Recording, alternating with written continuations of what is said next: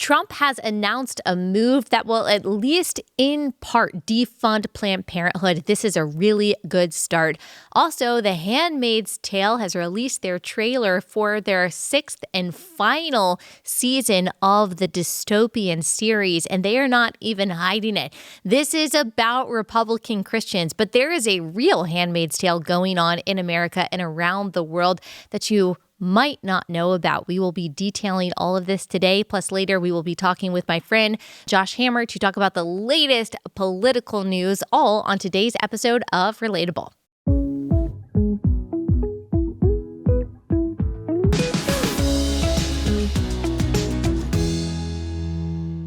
Hey guys, welcome to Relatable. Happy Wednesday. Hope everyone is having a wonderful week so far. Okay, a couple things we got to get to before we talk to my friend Josh Hammer. I'm so excited to announce the speakers, some of the speakers for Share the Arrows 2025. Thousands of you already have your tickets for our October 11th Christian Women's event. It's going to be amazing. And you bought those tickets without even knowing who the speakers would be. All right, so it's going to be me, yours truly. We've also got Alisa Childers coming back. She is an amazing apologist. You guys love her. And last year, she was one of the favorite talks. She was one of my favorite talks. When I watched Share the Arrows last year, it was so incredibly powerful. And she is going to be bringing a message of how to combat the new age and the spirit of this age with courage and vigor in God's word. We will be led in worship by the Grammy Award-winning artist Francesca Battistelli.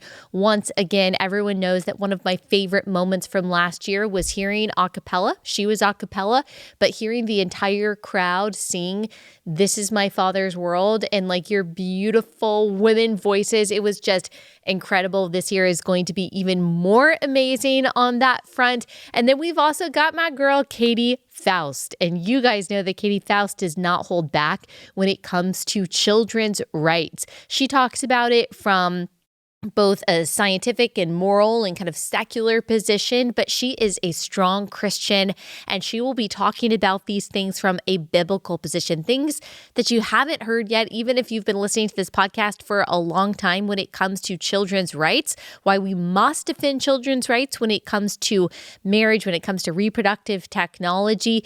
You probably won't get that at very many Christian women's conferences, which unfortunately tend to focus on a lot of self-esteem and self-focus. I believe that women can take challenging, gospel-centered, deep theological teaching. And that's what you're going to get at Share the Arrows. We will also be having a health panel, which I'm pumped about. Shauna Holman will be one of the speakers on that panel, and how to live a balanced and healthy and holistic life that honors God, that isn't just about performance, that isn't about legalism, but is actually about glorifying God with our body and our homes. So excited about that. That's a new one from last year. We didn't have anything like that, and we'll have that this year. And then we have also got Ginger Duggar-Vuolo. She's going to be amazing. You remember last year I had the opportunity to interview Candace Cameron Bure, and she was just so encouraging and funny and real and amazing. And this year we will have the testimony, the story, the vulnerability of Ginger Duggar-Vuolo, and just the authenticity of her faith and moving away from legalism is so edifying for me. It's going to be amazing to hear from her in a new way. And then we've got other speakers that I have not yet announced that we will be announcing soon. But for those of you who have been thinking about coming, those of you who are already planning on coming, I wanted you to know at least some of who you will be hearing from. Y'all, I am just so passionate about this because, again, I believe that women need God's word.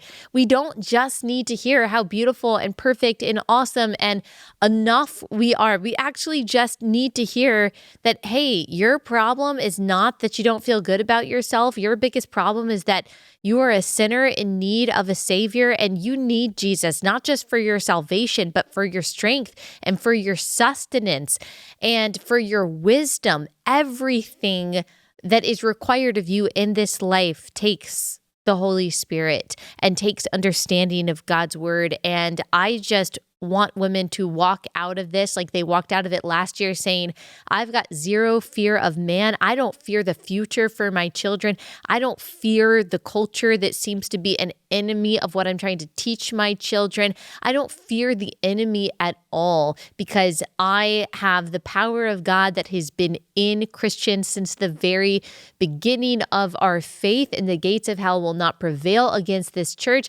And I feel equipped. I feel strengthened, linking arms with fellow believers, sharing the arrows of the enemy with them to take on whatever comes my way, whether it's as a stay-at-home mom, whether it's as a student, whether it's as a grandmother, whether it's as whatever role, whatever spot that God has providentially placed you in. This will be an edifying, strengthening, emboldening day.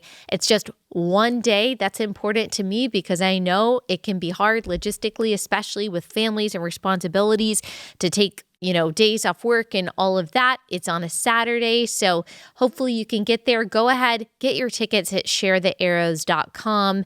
If you've got any questions, a lot of the information is there. As we get closer, we'll be releasing new merchandise. You guys absolutely loved that last year. It'll be even better this year. We'll be releasing FAQs and things like that. But grab your friends, grab your small group, grab your family. There are VIP packages, different ways that you can meet the speakers and meet me. And I'm so excited to be with you all there. I've got the best audience ever. If you want a taste of the best audience ever, if you want to make lifelong friends with salt of the earth Christian women who will encourage you and love you and be faithful to point you back to the truth, then you need to come to Share the Arrows. There are those of you out there who have friends that you met at Share the Arrows last year that are still just encouraging your soul, and I'm so thankful for that. So again, sharethearrows.com. So pumped about it. It'll be here before we know it.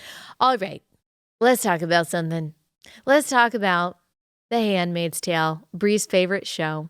I just learned that she's watched every episode of The Handmaid's Tale, y'all. And Bree will be at Share the Arrows too. She was there last year. She came out on stage and y'all all clapped for her. And hopefully you will again. She deserves it. Okay, but she revealed to me that she has seen every episode of The Handmaid's Tale. Bree, is that true? Yes. Because you love it? I mean, no. At first I was watching it just because I thought it was entertaining.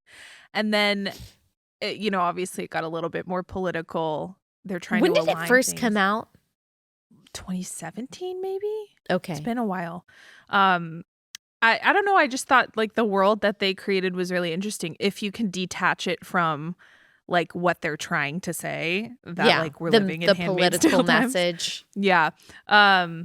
Yeah, I don't know. I just thought it was interesting. Yeah. It's based on Margaret Atwood's novel, The Handmaid's Tale. And tell us the premise of it. Basically, these women are being conscripted into being surrogates for people. So the general premise is the United States was taken over by religious extremists. Oh. And now it's been renamed Gilead. Oh. And so now the United States has, there are factions of people. So they're the wives, the upper class, if you will, the holier, who are the husbands and wives. But there's an infertility issue. We later find out it's the men that are the problem, that are infertile. But there's an infertility issue. They think it's the women. This was written in the 80s. Yes.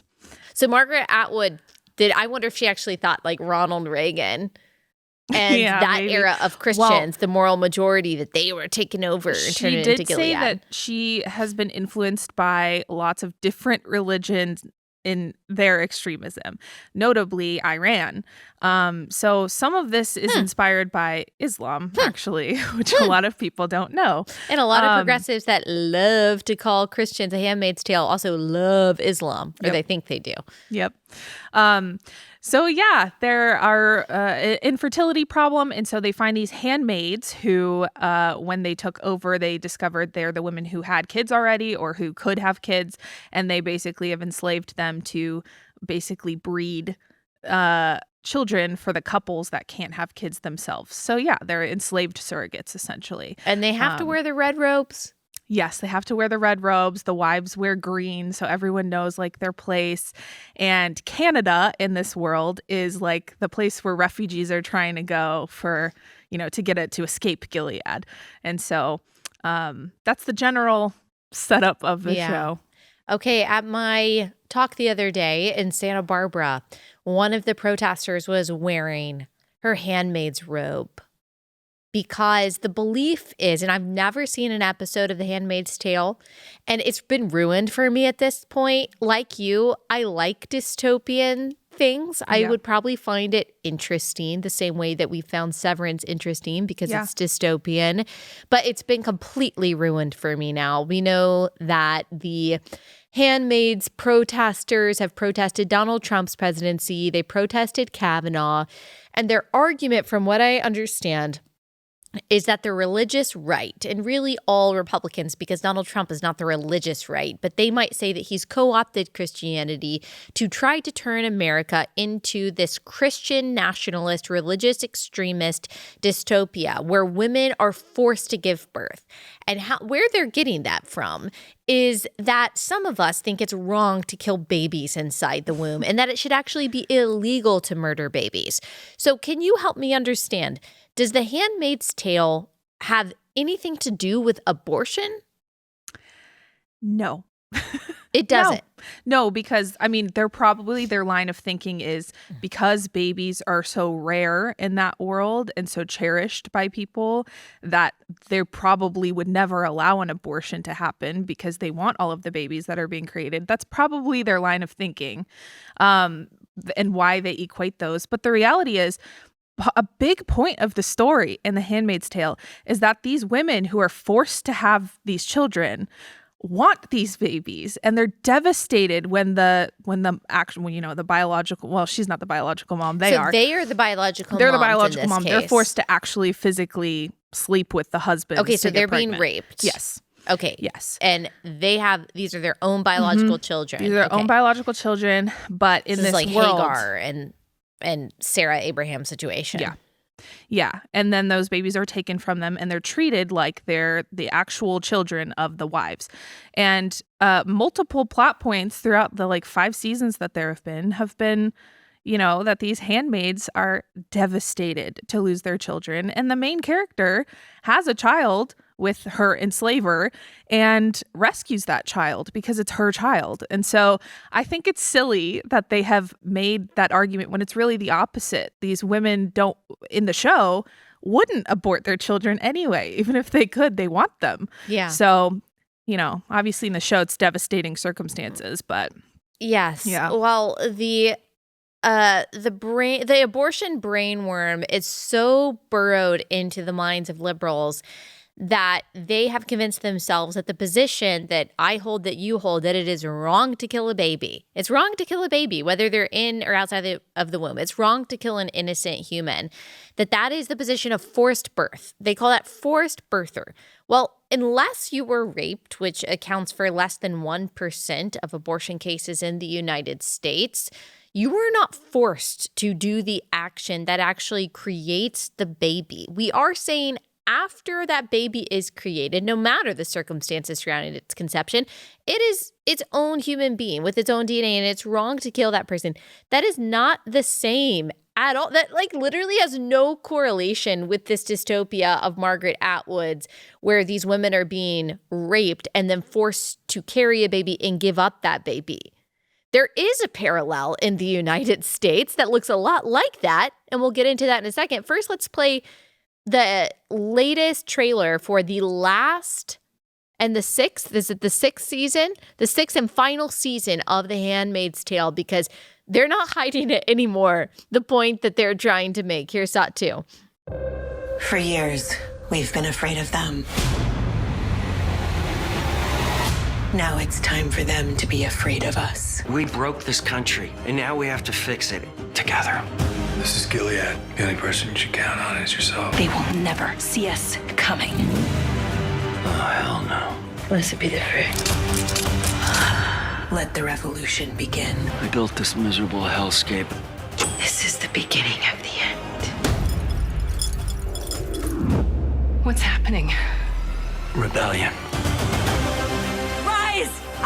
and fight for your freedom. Where is June Osborne? You're just like the rest of them. We'll use all of our friends, everyone and anyone who hates Gilead, to finally declare enough.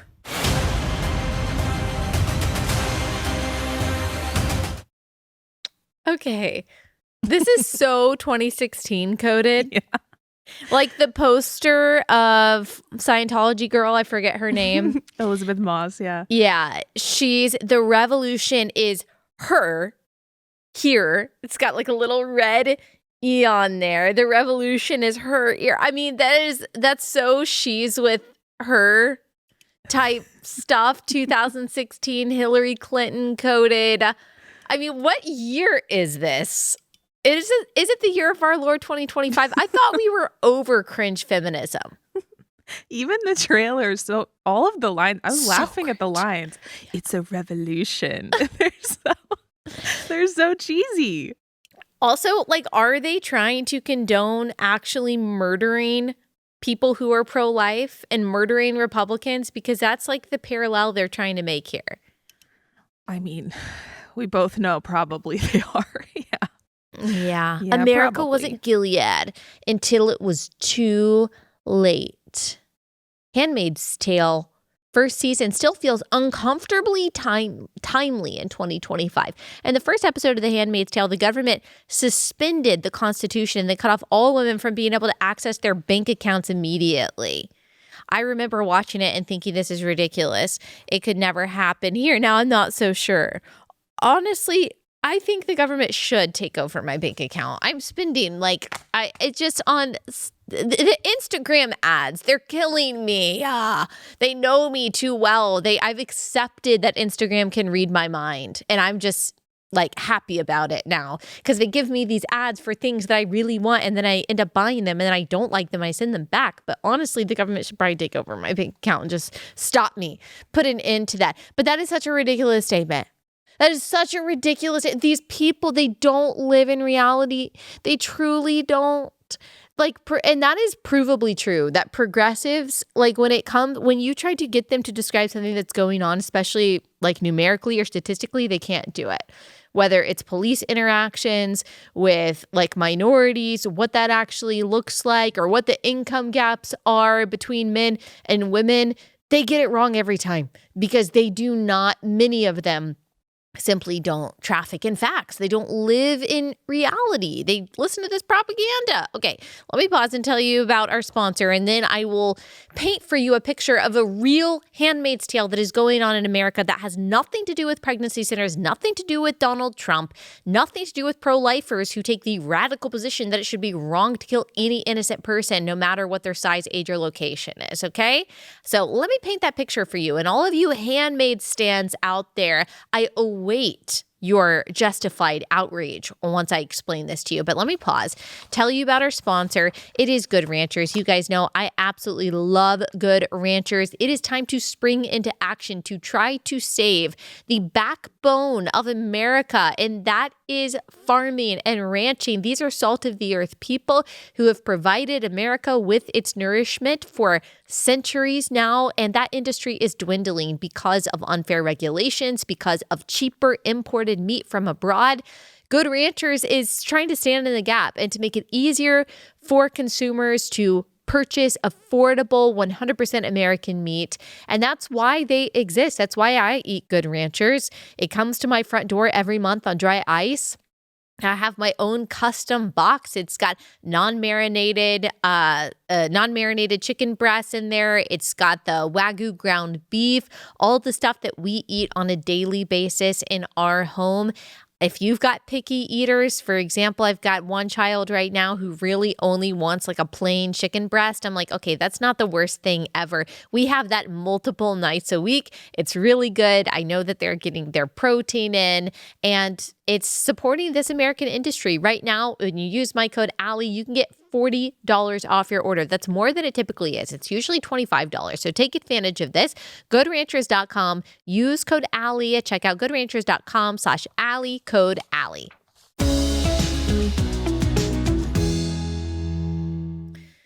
Okay.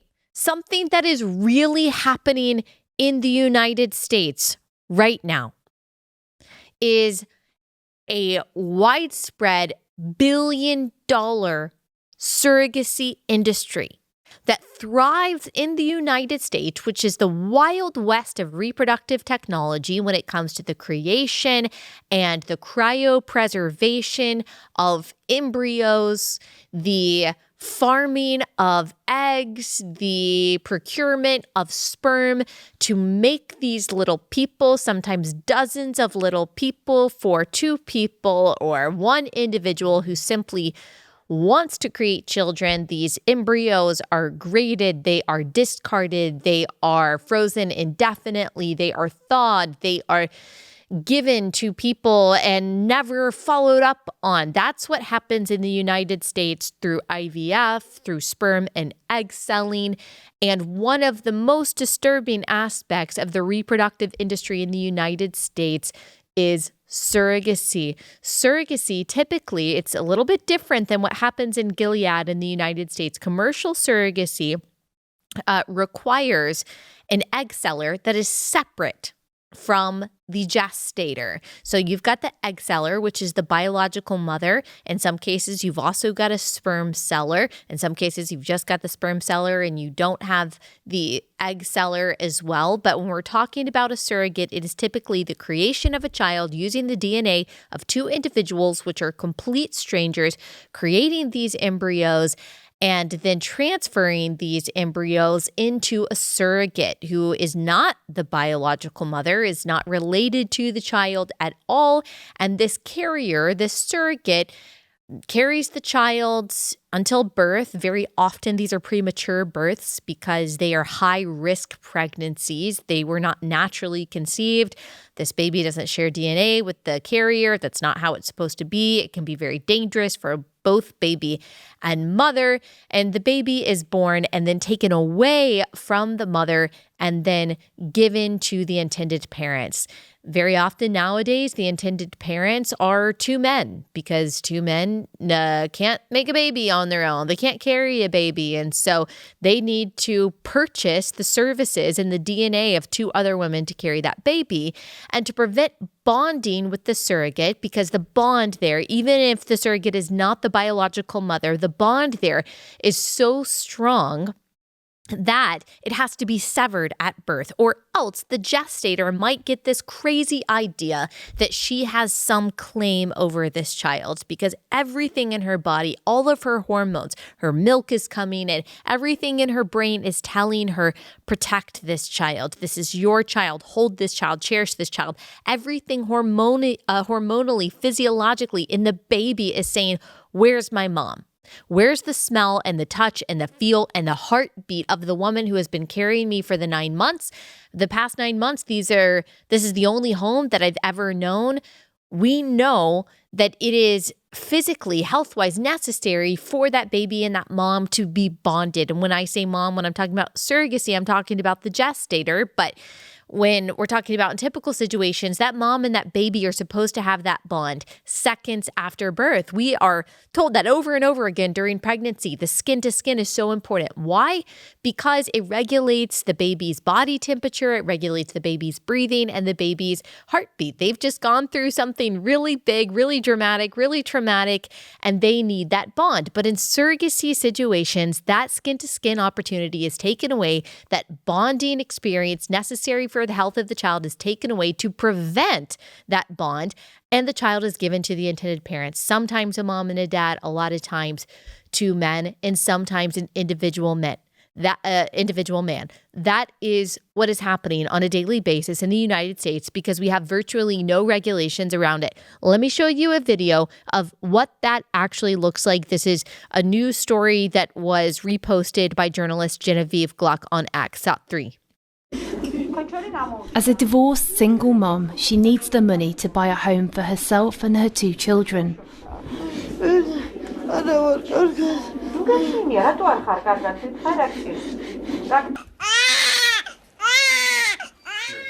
Jana and the baby are separated immediately. Surrogates aren't allowed to touch the child they've just given birth to. I hope that breaks your heart. When you hear that baby's cry, or you might be thinking, well, every baby cries, of course, when they're born. They're supposed to cry. It's a good thing. But that is also longing for warmth. That is longing for the bond of his mother. And you'll see right there that the baby is taken away. The baby is not given to the mother. And obviously that's not happening in America. I just want to paint you a picture, though, of what is happening in America on a daily basis. And I will never forget the conversation that I had with a mom on this show. We'll link the episode. Her name is Brittany. She was diagnosed with cancer while she was carrying a baby for two men. The couple was livid when she was diagnosed. The doctors assured them, all of them, that she could deliver early, that the little boy would be fine. He would spend some time in the NICU, but he would be fine. But the men said no, they didn't want to deal with the possible adverse health outcomes of a premature baby. Brittany begged the men, please let me adopt him. I will take care of him. They refused. They cut all contact with her. They just wanted to try again with a new, healthier surrogate. This happens more times than you would like to know. She delivered early. The baby boy died. There was no one there to claim him or care for his remains. He was held by Brittany's family member as he died, and he was tossed like trash. And this is not just an extreme example. This highlights the inherent problem of surrogacy. The surrogate and baby create this bond. The baby isn't biologically hers. She has no claim over him, legally, no claim. They signed a contract saying as much. And then the parents don't have the same bond with the baby that they would if the baby was actually being gestated by the mother. That doesn't mean that all intended parents in these surrogacy situations are going to make this kind of awful decision. That's just the reality there. We are all affected, by the way, by our gestation and by the earliest moments of our life, Earth side. We were created like this. What happens to people at birth and before birth actually matters. And then there's this also very disturbing study, a 2023 study from the Society for Assisted Reproductive Technology, this clinic outcome reporting system. So it's a long acronym there, found that between 2014 and 2020, 32% of surrogacy pregnancies by American women were for buyers outside of the U.S. 42% of those buyers were men of Asian descent, mostly from China. Single men, Asian descent from China, okay? The U.S., as I've said, is the Wild West of reproductive technology. People from all over the world buy our sperm, buy our eggs, rent the wombs, buy the babies, take them home for who knows what. We already know there is an egg farm that's run by China where these women are stimulated with a hormone there so that their eggs, that they basically go through hyperovulation. Their eggs are ready to be harvested. They go through this very painful process so those eggs can then be sold on the market. I'm sure there's something like that for sperm as well, but it seems to be women who are extremely vulnerable in these situations. We already know there's an organ harvesting black market that exists. We know that child sex trafficking exists, and surrogacy plays a part in all of that, yet most people won't say anything about this because they are scared of being called homophobic, because they know it is very often men using these services in order to procure a child, to buy a child, rent a womb, and buy DNA to create this child. So they don't want to say anything because what will people do who really want to be parents? Look, adult wants don't get to trump the well-being of children. This is the Handmaid's Tale. You've got women very often who are desperate for money, especially when you're talking about women in Ukraine and in other poor countries who become surrogates. They are desperate for money. They are being bought. They are being rented by elite men all over the world, elite couples all over the world who want to use their bodies to create babies. This is essentially prostitution. This is the Handmaid's Tale. And if you say, well, these women are consenting to it, saying yes because you are in a desperate situation does not amount to consent. And consent is not the only factor in determining if something is right or wrong. This is the objectification of women, the commodification of children. This is a real life Handmaid's Tale. And if you are not outraged about this, then take off your stupid red robe, okay?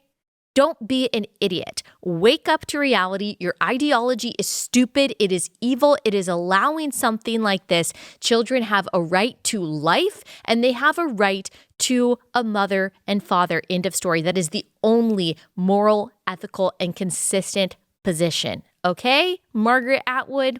All right, we've got a lot more to talk about today. We're switching gears. We're talking to my friend Josh Hammer about some other very important news stories unrelated to The Handmaid's Tale, but always including the stupidity of left-wing ideology and how it really dilutes people's not only their brain, but also their hearts and really kind of atrophies the soul with its lies. But let me tell you about our next sponsor before we get into that, and that is Jace Medical.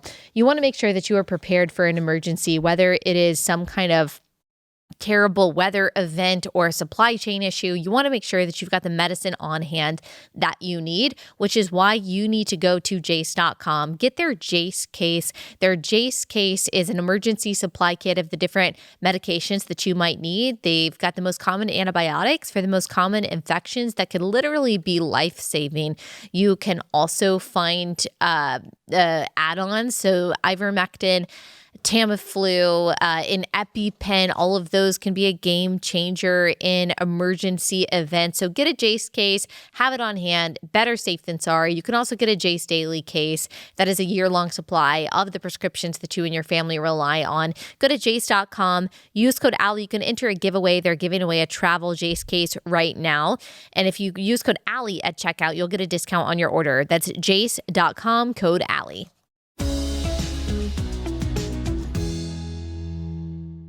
Josh, thanks so much for taking the time to join us. We've got so much to get into. So pumped to talk about your book. But I want to talk about this headline first from the Wall Street Journal. Trump administration plans to freeze family planning grants. So the WSJ reported that the Trump administration is planning to freeze the family planning grants to organizations like Planned Parenthood as it investigates things like DEI initiatives, which has the potential to remove $20 million in funding from Planned Parenthood. Seems to me like that is a good start. It's not the finish line, but it's a good start. What are your thoughts? It's a very good start. I would say it's a very, very good start. I mean, you can go back, Allie, and look back in the very first week or two of the administration. There were various other pro-life executive orders that came out as well when it comes to restoring the Mexico City policy, which puts very strong restrictions on taxpayer subsidization of abortion in foreign countries here. This is another very, very notable development as well there. Ultimately, Planned Parenthood has to be defunded of every single federal penny of taxpayer dollar, period, full stop, end of story. And I think that this is a very meaningful step on the way to that. It's not the finish line, as you said there, but all the indications are that this administration is heading in the right direction. Now, Allie, in my own capacity, I wasn't skeptical, but I was asking questions at least about RFK at HHS. I happen to actually largely agree with RFK on some of his vaccine stances and things like that. That was never my objection there. Rather, I was concerned because he's a lifelong abortion advocate. I mean, he is a Kennedy after all there. And I did have some questions as to whether or not we would get consistent pro-life policy from executive agencies such as HHS. Thus far, Allie, in the 2+ months that we've seen of this second Trump administration, I've seen effectively virtually no reason to be particularly concerned. As a staunch pro-lifer myself, I see a lot of reasons to be deeply encouraged. And frankly, I only hope that this momentum keeps up. One other notable pro-life development, by the way, this story did not get a whole lot of headlines, but there was actually a notable Supreme Court case last year out of the state of Idaho. What happened in Idaho was the state there passed a very strong pro-life measure, and you had some pro-abortion folks in Idaho that actually took this case all the way to the Supreme Court to basically challenge the Idaho law and say that it was preempted, as lawyers would say, by this federal emergency abortion statute that basically said that the Idaho law had to be subject to the federal medical abortion thing. Long story short, the Biden administration was basically trying to make abortions happen again in the state of Idaho. This went really under the radar. Not a whole lot of people covered it or even noticed it. But the Trump DOJ actually withdrew the federal government's stance from that particular case. They basically dropped the suit. So the Idaho pro-life law stands in place as well. There's been a lot of kind of smaller developments like that. So as I said, from a pro-life perspective, this is a very important issue, obviously for both me and you, and obviously for the audience as well. Everything seems to be going pretty well for now. I'm quite happy. Yes. And, of course, Planned Parenthood reacted to this news by saying you're taking healthcare away from women. Live Action has done a lot of reporting on the so-called healthcare that Planned Parenthood actually does. So over the past 10 years, according to Live Action's reporting, prenatal care has decreased by 68%, contraceptive services decreased nearly 40%, cancer screenings, prevention services plummeted by nearly 59%, pap tests decreased by 60%, adoption referrals decreased by nearly 22%. Just anecdotally, if you talk to women, I do a lot of work with pregnancy care centers, and a lot of women who come into those pregnancy centers, they first went to Planned Parenthood, or maybe they previously had an abortion at Planned Parenthood. And the reason that they're at the pregnancy center is because they were under the impression that they could go to the Planned Parenthood and get information about an actual choice. What if they wanted to parent? What if they wanted to put their child up for adoption? Planned Parenthood redirects those people right back out the door and says, if you don't have the $800 for an abortion, you really have no business being here. That's how the vast majority, if not all Planned Parenthoods function. And yet, over the past 10 years, again, according to Live Action, profit at this abortion corporation has gone from $58.2 million 10 years ago to $178.6 million a year. So that's an increase of 270% of the annual profit that corporation is making, in addition to our hundreds of millions of dollars of tax money that they are also receiving. So no health care. We are just paying for the killing of unborn children. Even if they say our dollars can't go toward that, we know that they are.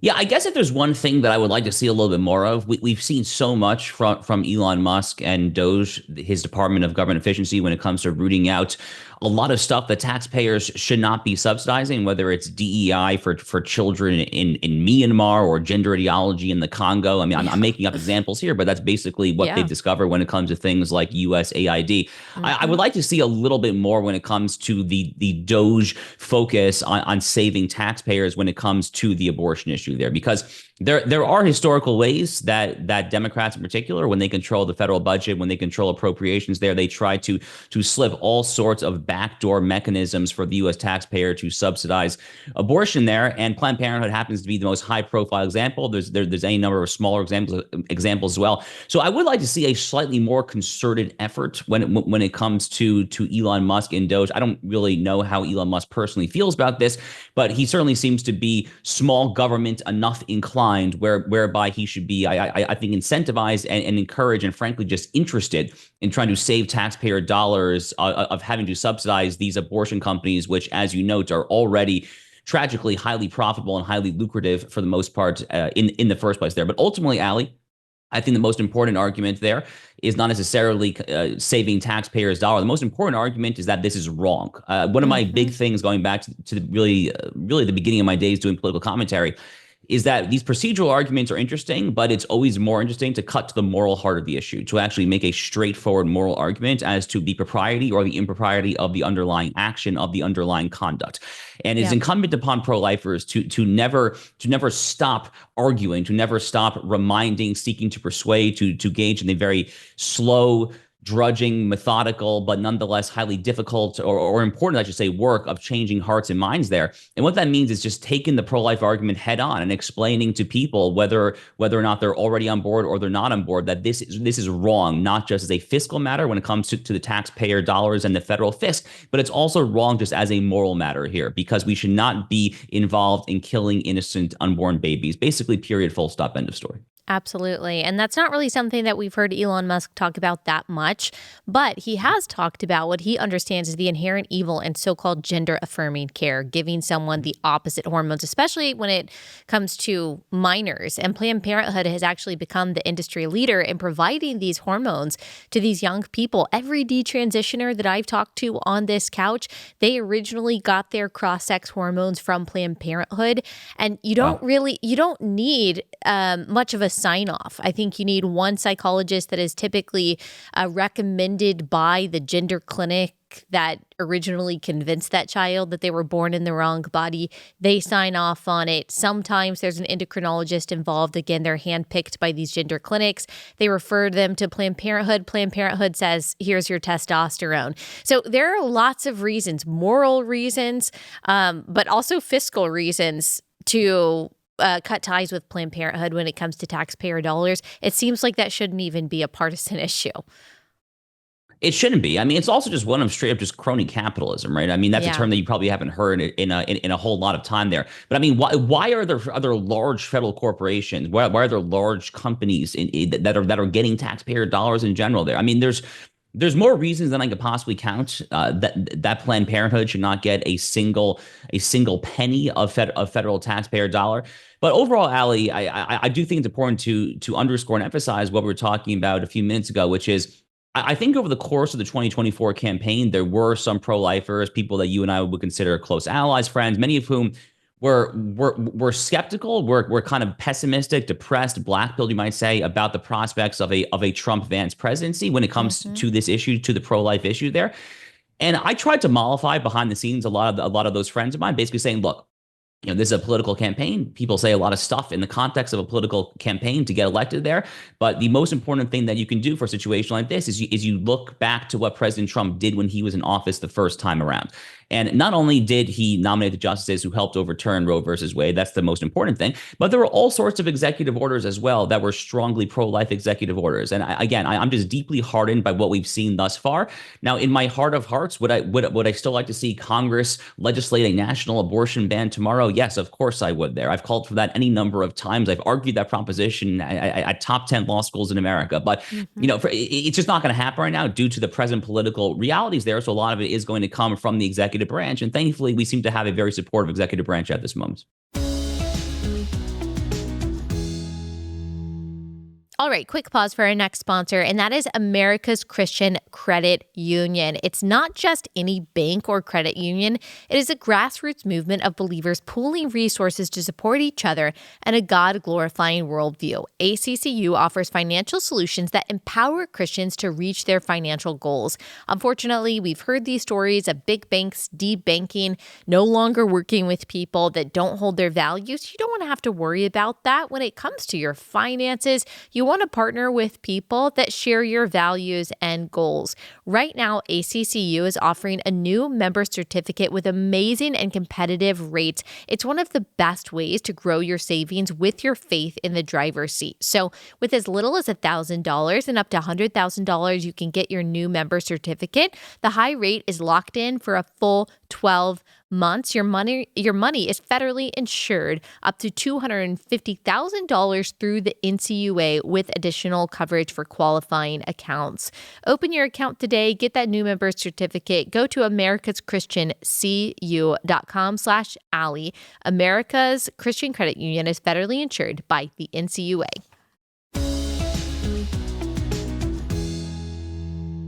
Speaking of the executive branch, J.D. Vance was caught in a pretty private conversation with the Secretary of Defense talking about war plans in Europe, or talking about Europe and talking about their war plans. And accidentally, Jeffrey Goldberg was included, the editor-in-chief of The Atlantic. There are different opinions on this. Some people are saying, okay, they weren't really that confidential of plans that were being discussed. It's not that big of a deal. It's actually kind of interesting to see this kind of transparency and how they talk about Europe and our enemies and their plans. And then others are saying, okay, this is so embarrassing. This is obviously a huge security issue. How can they have this level of recklessness and carelessness when it comes to American defense? So I'm just curious, what was your reaction when you first heard this? So as usual, Allie, the truth is somewhere in the middle, right? I mean, when you have kind of, someone trying to just totally dismiss a story and then someone trying to blow it out of proportion, the truth is typically somewhere in the very murky gray area in the middle there. So there are at least two aspects really three aspects to the story. One is the fact that they were conversing on Signal. Two is the fact that Jeffrey Goldberg, of all people, of The Atlantic, somehow managed to get in this chat. Third is the underlying substance of what was actually being discussed and how it played out here in this chat. So I guess I'll take all three of those in order. The fact that it's on Signal in the first place, a lot of people are freaking out about this. That really does not particularly bother me. That is the least of my concerns right now. In theory, should they have maybe some other government, Pentagon, CIA approved messaging device? Maybe, but I mean, it's totally implausible and unrealistic in today's day and age, in a very kinetic, fast charging foreign affairs circumstance there. It's totally implausible to expect that all these very important people like Pete Hegseth, Marco Rubio, JD Vance, could all congregate jointly in a skiff and then review classified. That's just not how it works. And frankly, it was actually the Biden administration that took pains to actually approve the use of Signal for these sorts of communications. So that's really not my concern, the fact that it was actually happening on Signal. The fact that Jeffrey Goldberg, by contrast, found his way into this chat is a very big deal. And it is extraordinarily problematic there, among other reasons, because Jeffrey Goldberg is a very bad faith actor. I mean, this is someone who is a left-wing activist of a so-called journalist. I have personally sparred with him. He's actually blocked me on social media for over a decade there. He is not someone who has the best interest of the Trump administration at heart, I think would be a dramatic understatement. So how in the world did he end up on this? Well, the working theory is that his initials, JG, were there and that they meant to put in the U.S. Trade Representative, Jamison Greer. I mean, that's just gross incompetence. I mean, someone clearly massively dropped the ball. Unclear why any of these staffers, frankly, even had Jeffrey Goldberg in their Signal contacts in the first place. No one should be talking to this guy. Yeah. Again, he's a bad faith actor trying to undermine this administration there. But even conceding that for the sake of argument, I mean, for God's sake, double, triple check a conversation of this nature. So there should be a fall guy. I don't think it should be Mike Waltz, but maybe it's Mike Waltz's staffer, whoever was actually responsible for Jeffrey Goldberg getting access to this there. That person, in my opinion, should be disciplined, fired, and let's really make sure that from an OPSEC perspective that this never, ever happens again. Query, by the way, whether Jeffrey Goldberg actually acted ethically there. In my opinion, he did not. He should have politely said, guys, I'm not here. Like, I'm in the wrong place. That's and then what just I was basically thinking. Irish exit, stage right. Get the heck out of the chat there. So he did not act properly as well here. The final thing is the most important part, right? Which is that the underlying substance. What are they actually discussing there? And you basically see an interesting discussion about what to do when it comes to the issue of the Houthis there. And, it's not a big surprise that there are people within the Trump administration who have differing opinions when it comes to the Middle East, when it comes to foreign policy in general there. I was not persuaded by Vice President Vance's argument that this is just simply Europe's problem there. The United States definitely has an interest. We can debate how strong that interest is. We definitely have an interest in securing free passageway of the Red Sea, one of the world's most important waterways, which these Muslim pirates, the Houthis, have basically held hostage for years and years now. So, it was kind of the confirmation that a lot of these guys say privately, whether it's the Vice President, Hegseth, Waltz, a lot of them say privately what they say publicly. So not a whole lot of shock there. But we shouldn't be talking about this. Not just me and you, but the world should not be talking about a very private, high-level conversation from the people involved there. So the fact we're even having this conversation, I do find to be deeply problematic. Yeah, it was interesting. It was interesting for me to just kind of see how these decisions are made and also the verbiage they use with each other. It did give us some insight, I guess, into how these conversations go, even if we weren't supposed to have that insight. Your point about Goldberg, he should have exited and said, I don't think that I'm the right person for this group chat. I was wondering the same thing. It seems like no one is saying that, or maybe I just haven't seen it. I'm glad he kept the confidential information to himself until after this attack happened, right? So that was good, but it seems like the right thing to do, the honest thing to do would have been for him to bow out, but he knew that he could make it a story. He knew that he could make it a story about their incompetence, and that's really the whole point. So it's interesting how people are applauding him, I don't know, for his courage, for being at the right place at the right time, according to, his journalistic goals. But it's strange. It seems like everyone should be like, why didn't you get out of there earlier? So people seem to be applauding Jeffrey Goldberg for not leaking the news of the imminent strikes before they happened. That's not praiseworthy behavior. You're basically praising him for not committing treason. That literally would be a borderline. And he knew that, very which is plausibly why. argue to leak the news of a strike beforehand is literally an act of treason. That's a very plausible legal argument. So it's not praiseworthy to abstain from committing treason. That just makes you a very, very low level, extraordinarily low bar, semi-decent human being, right?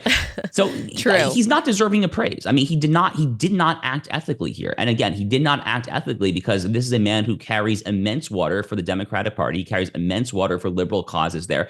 You know, the reason that Jeffrey Goldberg blocked me personally on social media 10 years ago is because I called him Barack Obama's court Jew, because he was basically the Jewish journalist who was being tasked by Barack Obama with trying to sell the catastrophic Iran nuclear deal to a very skeptical public there. He is literally the guy who goes in there to carry water and do the dirty work for the Democratic Party. He has only the worst interests of the Trump administration at heart there. So I'm not surprised that he acted the way he did. And look, I mean, I'm a lawyer, Allie. I didn't go to journalism school, whatever there. I have to imagine, though, that whatever they're teaching in journalism school these days, to the extent that it's not just entirely overrun by left-wing ideology, which it probably is, if there is such thing these days in the 21st century as journalistic ethics, I have to think that Jeffrey Goldberg wildly violated. Final point I will make on this. There is a relevant statute from a legal perspective on the books called the Espionage Act, which deals with how one handles classified information. We have seen the Espionage Act invoked in the recent past when it comes to Donald Trump and Mar-a-Lago and the FBI raid there and so forth. Now, there is actually not a journalistic exception for the Espionage Act there. So if the Trump administration really wanted to make an enemy of Jeffrey Goldberg, I'm not suggesting they do, because it might not be a winning case based on current SCOTUS precedent and whatnot there. But you could, in theory, prosecute him on Espionage Act grounds if you really want to send a strong case. I think it's a weak case because, you know, he didn't snoop around. He was literally invited to this chat there, or literally fell into his lap. So it's maybe not a strong legal case, but such an option exists if they were interested in doing so.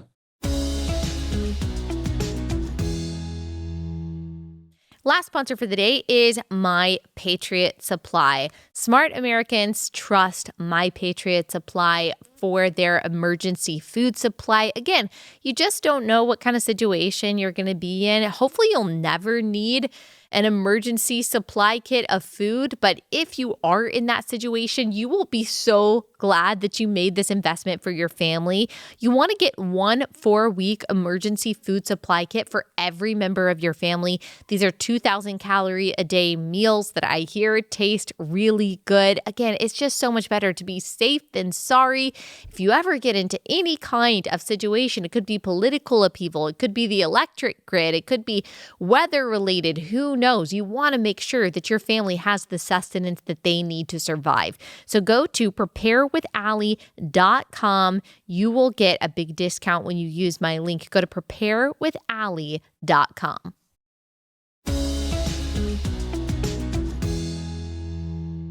Okay, I'm so interested to get your take as a lawyer, as someone who cares about the First Amendment, the Constitution, your take on the debate about these pro-Hamas agitators at American universities having their visas revoked, being deported. Obviously, the left is suddenly care about the First Amendment. They suddenly care about the constitutional rights of individuals. And they are saying these people are peaceful protesters. They shouldn't get their visas revoked simply because the Trump administration doesn't like their position on Palestine v. Israel. And then, of course, you've got Stephen Miller and others, Marco Rubio, saying, no, a visa is a privilege. It's not a right. And if you are supporting a terrorist regime, then you should not be here. I think I know where you land on this, but tell me how you've kind of worked through this yourself. Yeah. So first of all, before getting into the immigration context of it, it really is just deeply ironic that the left has finally found this one particular form of speech, or purported speech, as the case sometimes is, that they are absolutely ACLU style free speech absolutists about. Right. You know, it's been a long time coming. I mean, they are the ones who have notoriously tried to shut down and censor the opposition for years and years and years. And now, ever since October 7th on American university campuses, you can call for genocide. You can call for the most abhorrent, disgusting stuff. But all of a sudden, you have a free speech absolutist right to say it. I actually did a debate at Harvard last April on this very topic there. And frankly, just the continuing hypocrisy of the left just really never ceases to blow my mind. But on the actual legal point, you're dealing with Mahmoud Khalil, with this kidney doctor at Brown University, this a researcher or whatever with a Hamas spouse at Georgetown University, basically Doha on the Potomac. I mean, these various other kind of Hamas-connected sycophants who are not U.S. citizens. I frankly can't believe how people are just missing the forest for the trees on this. This is so straightforward as a matter of law. If you are a United States citizen, you have full-fledged constitutional protections, you have full-fledged Bill of Rights and so forth there. It simply is not necessarily the exact same way for non-citizens. If you are an alien here, legal or illegal there. So to take one very clear example, let's talk about the Second Amendment.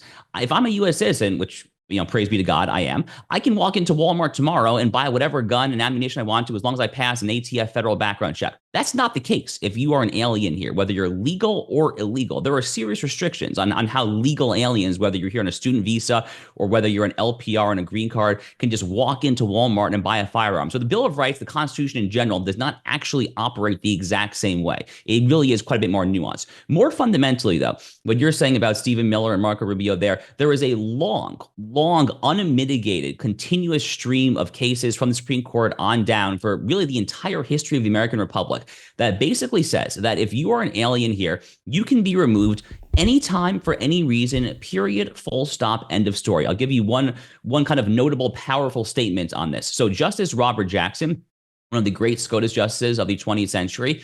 He was the prolific lead dissenter in the 1944 case called Korematsu. That was the Japanese internment case. It's considered to be one of the worst cases in Supreme Court history. And he dissented on due process grounds. So because of that, he's considered to be a champion of due process. That's how the law school casebooks teach Justice Jackson. He ends up being the chief prosecutor of the Nazi war criminals and the Nuremberg trials. Very, very esteemed guy when it comes to due process. He actually wrote in a 1953 case called Shaughnessy that due process does not entail the right of any alien around the world to come here, to immigrate here. And then once you are here as an alien, you have no due process right to stay here against the national will. That's it. The whole point is that we are sovereign, and it is inherent in the entire notion of national sovereignty that when this quid pro quo of how we allowed you in, when we, the people, the sovereign, are done with you, get out of here. And this goes back all the way, again, to the origins of the Republic. Now, Congress can put in whatever extra constitutional protections for due process. That's how you got these immigration court removal proceedings there in Article 2. They're not even Article 3 proceedings. They're Article 2 proceedings there. That can all get in there. But that's just because Congress is choosing to act of its own volition as a constitutional threshold, as a basic kind of low barrier, low level threshold there. You have no due process right to remain here. So these guys have to get out. Trump campaigned on it there. He's doing a good job of it. Frankly, I want to see a lot more of it to come there. But it's really what's happening here, and I'll stop after this. But I think what they're actually trying to do, Allie, they're really trying to collapse any distinction between citizen and non-citizen. That's actually what's going on here. They're really trying to basically bamboozle you into thinking that a Hamas sycophant, a total piece of garbage like a Mahmoud Khalil, that he has the same rights as you and me because we're all the same there. Well, actually, no, we're really not the same. I mean, citizen versus non-citizen is an important distinction there, but that's the ultimate goal of the far left, isn't it? Is to ultimately kind of George Soros Open Society Foundation, World Economic Forum there. This literally is the goal of the globalists, is to actually eradicate the nation state. And part of that is to eradicate any distinction between citizen and non-citizen. So I think that is kind of the intellectual starting place that some of these arguments are coming from there, but it's legally incoherent and it's morally wrong, frankly, because the nation state happens to be a very good thing. Yeah, you're absolutely right. And this ties into your book and the thrust of your argument in your book, which is Israel and Civilization, the Fate of the Jewish Nation, the Destiny of the West, is actually Israel, this tiny nation in the Middle East, is at the tip of the spear when it comes to protecting Western civilization in a variety of ways, but specifically against radical Islamification of the West. So can you make the case for us that really Israel and the defense of Israel is on the front lines? It is high order of priority for everyone who loves Western civilization to defend Israel. Make that argument for us. Sure. So the book is called, Allie, Israel and Civilization, the Fate of the Jewish Nation, the Destiny of the West. I think one key point is that the word Israel in the title has a double meaning, right? It's referring to, yes, to the capital S state of Israel, but also to the nation of Israel, the people of Israel, i.e. the Jewish peoples. Maybe we'll table that and then come back to it perhaps there. But the state of Israel is absolutely Western civilization's front line when it comes to the fight against really all three of the global forces that I identify as being a threat to Western civilization there. And those three forces that I identify in the book as being a hegemonic threat threatening to engulf all of us, Jews and Christians alike here in the West, are in no particular order wokeism, Islamism, and global neoliberalism. And it really is the Jewish people and the state of Israel that oftentimes are the canary in the coal mine on, frankly, all three of these issues, actually. So when it comes to wokeism, we've certainly seen since October 7th how much these woke DEI crazies on campuses hate the Jews there. But you know what they also hate? They also just hate Christians and white people and Mormons, nations, and various other groups as well there. So, it always starts with the Jews there. But as history teaches us, it, of course, never ends with the Jews. You come for the Saturday people first, then the Sunday people next. We've seen this time and time again all throughout human history. But on the Islamism issue there, yeah, Israel is transparently and obviously the West front man on the spot there. The Trump administration certainly understands this. That's why it was the most pro-Israel administration in American history the first time, and they basically picked up right where they left off in this second administration. It was this understanding, actually, that led to the dynamic Abraham Accords peace deals of 2020, where Israel made peace with the UAE, Bahrain, Sudan, and Morocco there. Allie, I'll give just one very concrete example as to how Israel literally is the West and, frankly, America's man on the spot, so to speak, when it comes to the radical Islamic issue. And I hear from a lot of people when I speak on this topic on university campuses, a lot of them say, what does the U.S. benefits from U.S.-Israel relations, right? This is a very common question that I get with some increasing frequency these days there. Well, let me explain to you in very concrete terms, partially, at least one part of what America benefits from this particular relationship. So last summer, less than a year after October 7th, there was kind of a few month stretch there where Israel went on this kind of grand revenge killing spree. It kind of reminded me of Michael Corleone in the infamous baptism scene in The Godfather. They decided to basically systematically just start knocking off a lot of their enemies. And that culminated with the assassination of Yahya Sinwar in Gaza and Hassan Nasrallah, the head of Hezbollah in Beirut, Lebanon. But before they got Nasrallah, Israel and the IDF knocked off two other very high-ranking Hezbollah jihadists as well. These two men's names were Fuad Shakur and Ibrahim Akil. And who are Fuad Shakur and Ibrahim Akil? I'll be very impressed if anyone out there watching this knows who they are. So Fuad Shakur was the mastermind of the 1983 Beirut, Lebanon barracks bombings that slaughtered over 240 United States Marines. Ibrahim Akil was the Hezbollah jihadi who was the head of the bombing at the U.S. Embassy in Beirut, Lebanon, that exact same year. That slaughtered between 60 and 70 Americans. Those two men, for over 4 decades now, have had United States State Department bounties on their head of $5 and $7 million respectively. Nothing happened. Literally nothing happened for 4 decades until the IDF just took them out last year. So again, I hear from a lot of people, what does the U.S. benefit from U.S.-Israel relations? Well, I mean, among other things, you get a dead Fuad Shakur, a dead Ibrahim Akil, and oh, by the way, a dead Hassan Nasrallah and a dead Yahya Sinwar to boot there. So, I mean, they literally are our man on the spot, essentially doing our dirty work for us. They really don't ask a whole lot in return other than just don't overly criticize us and provide some diplomatic cover at the United Nations. That's essentially the ask. It seems to me to be a pretty reasonable ask given the bang for your buck. Yes. There's this very troubling, and I know you've seen it too. We've talked about it just a little bit.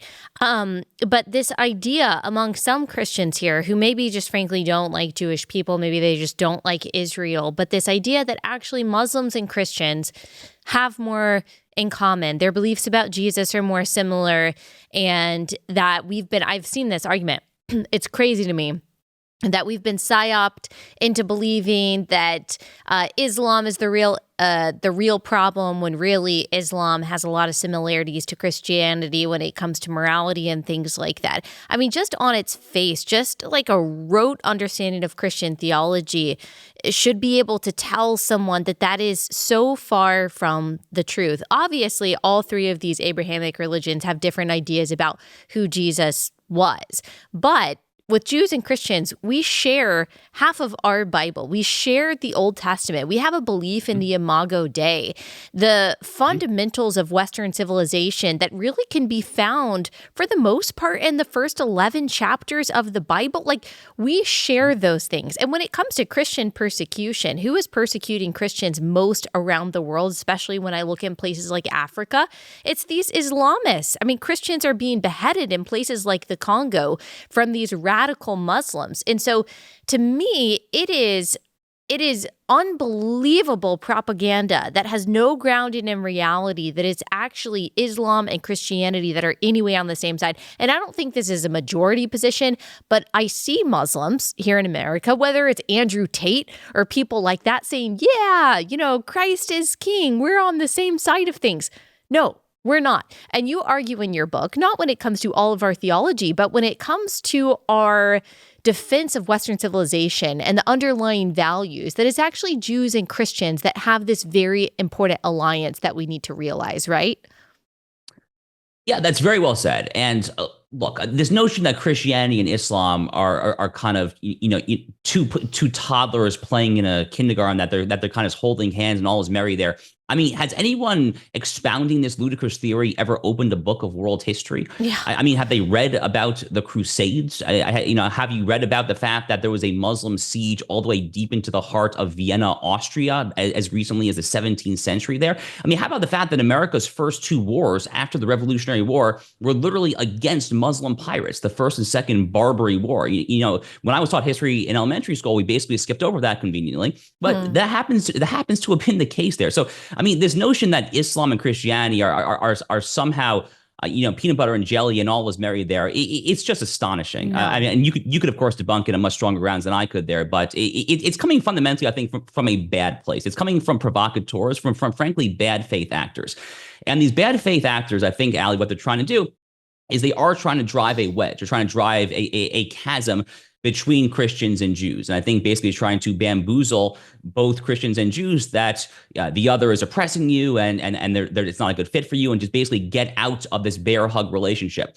And trying to heal these wounds that other provocateurs have gashed wide open, trying to heal that wound was a major purpose of me writing this book, Israel and Civilization. So, in the book, Allie, I basically argue, we're talking here about Western civilization. Well, I'm a lawyer, as we discussed. Let's define some terms, as lawyers do. What is Western civilization? Well, I argue that Western civilization is basically coterminous with the Bible, that Western civilization and the Bible are essentially interchangeable for one another. I trace it all the way back to God's revelation to Moses and the Israelites standing there in the book of Exodus at Mount Sinai. And the Jewish people, the children of Israel, the nation of Israel, they are the original people of the book. They are the people that brought monotheism to the world. Christianity and Christendom, of course, built Western civilization, but it built Western civilization off of a fundamentally Jewish underpinning there. It was the Jewish people that brought so many of the values that we take for granted today to the world. You mentioned Genesis 1:27, and in Hebrew, we would say B'Tselem Elohim, Imago Dei. I argue in the book that Genesis 1:27, that God made man in his image, man and woman, he created him. That is a single foundational ethical and moral imperative for all of Western civilization. But there's so many other examples. I mean, let's take something as basic, prosaic, as day-to-day as the golden rule: treat others as you would like to be treated. Well, where is that found? It's Leviticus chapter 19. It's the imperative to treat the stranger as your fellow. Speaking of the book of Leviticus, by the way, there, I note that on the Liberty Bell in Philadelphia to this day, is not a quote from Aristotle's Nicomachean Ethics or anything there on the outside. It's Leviticus. Thou shalt proclaim liberty throughout the land and to all the inhabitants thereof. Benjamin Franklin, Thomas Jefferson famously wanted the national seal of the United States to be Moses parting the Red Sea.